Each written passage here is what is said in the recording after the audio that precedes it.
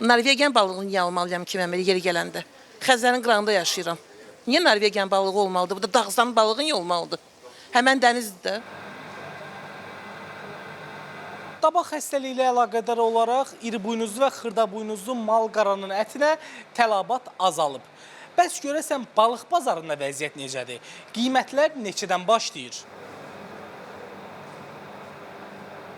Balıqların qiyməti növlərinə görə və ölçülərinə görə dəyişir. Bax, sazan balıqlar var. Bildiyimiz kimi həm diri sazanlar olur, həm ölü sazanlar olur. Bunların kiçik ölçüləri başlayır 5 manatdan 12-15 manat arasına qədər dəyişir. Farel balıqları bildiyimiz kimi, yəni İran İslam Respublikasından, bir də yeri təsərrüfat farellərimiz var. Türkiyədən, digər ölkələrdən gəlir.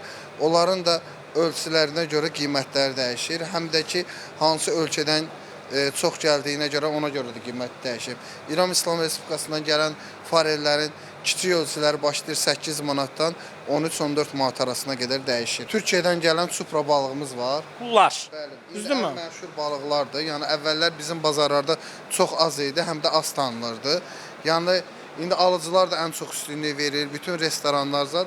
Yəni mətbəximizdə indi deyərdim ki, ən çox təşkil edən balıqlardan biridir. 12-14 manat arası, 600-800 dəyər qalxır 18-20-25 manat arası, 50-55 manat arasına qədər dəyişir. Onda belə yekun vuraq ki, buradakı balıqlardan 5 manatdan başlayır 50 manata qədər, düzdürmü? Onu da qeyd edeyim ki, hal-hazırda Xəzər dənizində balıq az olduğuna görə, ovlanması qadağan olduğuna görə, yəni Xəzər balıqları satışda yoxdur. Yəni alıcılara tövsiyəm də odur, kimsə Xəzər adı ilə alırsa, yəni yalan söhbətdir. Bütün balıqlarda demək olar ki, əvvəlki illərə baxanda yəni çox enmə var. Alıcı necə, varmı?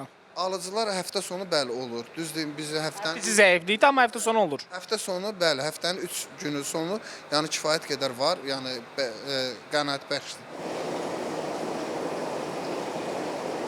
Keşlə bazarında təsərrüfat balıqları mövcuddur ki, bunların da qiyməti kilosu 5-6 manatdan başlayır. Çupra var 17-yə, farel var 13-ə, 12-yə, sudak var 13-ə, 14-ə, 15-ə, belamur var 9-a var, 8-ə var, dəniz sazanı 9-adır, kütüblər var 20 manatdır, kifal var 8 manat. Beluqa var 33 manat, qızıl balıq var 33 manat. Yəni qiymətlər var. Qiymət nəyə görə dəyişir?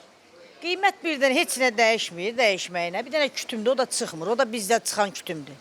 Onun da qiyməti biraz baha çıxır, 20 manatdır. Yəni olmayan kütümlərdir. Deyək ki, qızıl balığın qiyməti niyə 35 manatdır? Sazanın qiyməti niyə misal üçün 10 manatdır? Nümunə deyirəm. Çünki o xaricdən gəlir, Norvegiyadan gəlir. Ona görə yola görə qiymət biraz qalxır. Alıcılıq qabiliyyəti necədir?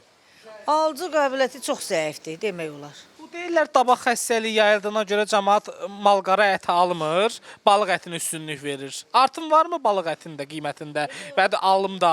Demək olar ki, ət çıxandan sonra balıqda üstünlük biraz var. Çox da o qədər yox, toyuq, cücə, ördək, nə bilim, qaz bunlara da üstünlük verirlər. Balıq alan da var. Balıq alırıq, amma narazıyıq. Niyə? Çünki bizim öz dənizimizdən çıxmır balıq. Çıxartmağa qoymurlarmı, bilməm nədir. Ona görə də bu yol başqa yerdən gətirənli balıqlardır. Bilməm, yol pul qoyulur üstünə, nə olur, ona görə çox bahadır.